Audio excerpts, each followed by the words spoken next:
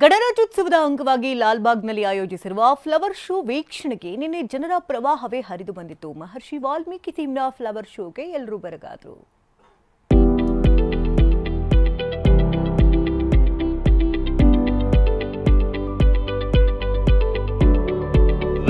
Variety ಹೂವುಗಳ ಅಂತರದಲ್ಲಿ ಅರಳಿದ ರಾಮಾಯಣ ಜಗತ್ತು. ಬೃಹತ್ ಮಣ್ಣಿನ ಹುತ್ತದ ಮುಂಭಾಗ ಮಹರ್ಷಿ ವಾಲ್ಮೀಕಿ. ಪಂಚವಟಿ, ಹನುಮಂತ, ಅಳಿಲು, ರಾಮಾಯಣ ರಚನೆಗೆ ಮೂಲ ಕಾರಣವಾದ ಸನ್ನಿವೇಶ, ಹೀಗೆ ಬಗೆಯ ಸನ್ನಿವೇಶ ಹೂವಲ್ಲೇ ಅರಳಿ ನಿಂತಿವೆ.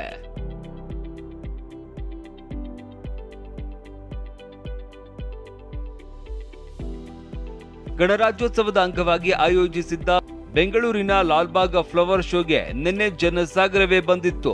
ಮಹರ್ಷಿ ವಾಲ್ಮೀಕಿ ಅವರ ಫಲಪುಷ್ಪ ಪ್ರದರ್ಶನ ಕಣ್ತುಂಬಿಕೊಂಡು ಪುಷ್ಪ ಪ್ರಿಯರು ಖುಷಿ ಪಟ್ಟರು. ಸಿಟಿ ಜನರ ಅನುಕೂಲಕ್ಕಾಗಿ ಡಿಜಿಟಲ್ ಟಚ್ ಕೊಟ್ಟ ತೋಟಗಾರಿಕೆ ಇಲಾಖೆ ಮುಂಗಡ ಬುಕ್ಕಿಂಗಿಗೆ QR ಕೋಡ್ ಸ್ಕ್ಯಾನ್ ಅಳವಡಿಸಿತ್ತು. ಇನ್ನು ಈ ಅದ್ದೂರಿ ಪ್ರದರ್ಶನಕ್ಕೆ ಇವತ್ತು ತೆರೆ ಬೀಳಲಿದೆ. ತುಂಬಾ ಚೆನ್ನಾಗಿದೆ, ಎಷ್ಟು ಜನ ಬಂದಿದ್ದಾರೆ, ತುಂಬಾ ಖುಷಿ ಆಗ್ತಿದೆ ಸರ್. ಲಾಲ್ಬಾಗಲ್ಲಿ ಈ ತರ ಫ್ಲವರ್ ಶೋ ಪ್ರತಿ ವರ್ಷನೂ ಇರುತ್ತೆ, ಆದರೆ ಈ ಸಲ ರಾಮಾಯಣ ದರ್ಶನ ವಾಲ್ಮೀಕಿ ಅವರ ಇದರಿಂದ ಚೆನ್ನಾಗಿ ಬಂದಿದೆ ಸರ್. ಇನ್ನು ವಿಧಾನಸೌಧಕ್ಕೂ ನಿನ್ನೆ ಬೆಳಗ್ಗಿನ ಸಿಂಗಾರ ಮಾಡಲಾಗಿತ್ತು. ಲೈಟಿಂಗ್ಸ್ ನೋಡೋದಕ್ಕೆ ರಾತ್ರಿ ಜನರು ಲಗ್ಗೆ ಇಟ್ಟಿದ್ರು. ಇನ್ನು ಗಣರಾಜ್ಯೋತ್ಸವ ನಿಮಿತ್ತ ಸಾರ್ವಜನಿಕರಿಗೆ ರಾಜಭವನ ವೀಕ್ಷಣೆಗೆ ಅವಕಾಶ ನೀಡಲಾಗಿದೆ. ಇವತ್ತು ಸಂಜೆ 6ರಿಂದ 7:30ರವರೆಗೆ ವೀಕ್ಷಿಸಬಹುದಾಗಿದೆ.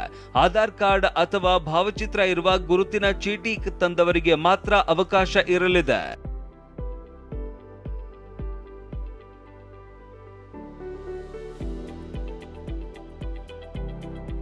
ಹೂನಲ್ಲೇ ಅರಳಿತು ಕುವೆಂಪು ಅವರ ಕವಿ ಮನೆ.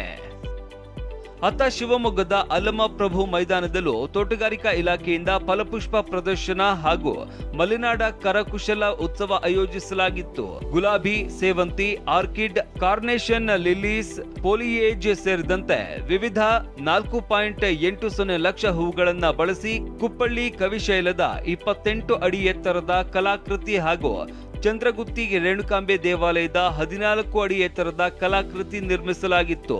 ವೀಕೆಂಡ್ ಹಿನ್ನೆಲೆ ಎಂಟ್ರಿ ಕೊಟ್ಟ ಜನ ಸೆಲ್ಫಿ ಕ್ಲಿಕ್ಕಿಸಿಕೊಂಡು ಖುಷಿಯಾದ್ರು.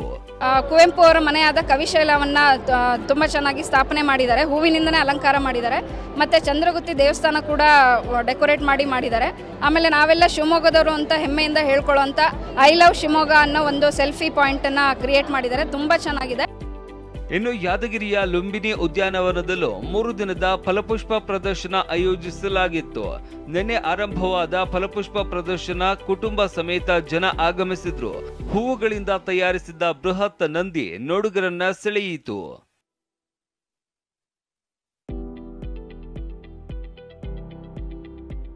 ಅತ್ತ ಮಡಿಕೇರಿಯ ರಾಜಾಸೀಟ್ನಲ್ಲಿ ಪುಷ್ಪ ಪ್ರದರ್ಶನದ ಅಂಗವಾಗಿ ಇಲ್ಲಿ ಇಗ್ಗುತ್ತಪ್ಪ ದೇವಸ್ಥಾನದ ಪ್ರತಿಕೃತಿ ನಿರ್ಮಿಸಲಾಗಿತ್ತು. 20ಕ್ಕೂ ಅಧಿಕ ಬಗೆಯ ಸುಮಾರು 1 ಲಕ್ಷ ಹೂಗಳನ್ನ ಬಳಸಿ ಕೊಡಗಿನ ಕುಲದೈವ ಶ್ರೀ ಪಾಡಿ ಇಗ್ಗುತ್ತಪ್ಪ ದೇವಸ್ಥಾನ ನಿರ್ಮಿಸಲಾಗಿತ್ತು. ಮುಗಿಬಿದ್ದು ಜನ ಸೆಲ್ಫಿ ಕ್ಲಿಕ್ಕಿಸಿಕೊಂಡ್ರು.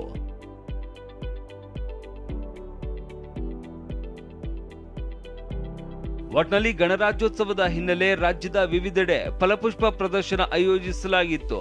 ವೀಕೆಂಡ್ ದಿನವೇ ಜನ ಕುಟುಂಬ ಸಮೇತ ಭೇಟಿ ಕೊಟ್ಟು ಅದರ ಸೊಬಗು ಎಂಜಾಯ್ ಮಾಡಿದ್ದಾರೆ. Bureau report, TV9.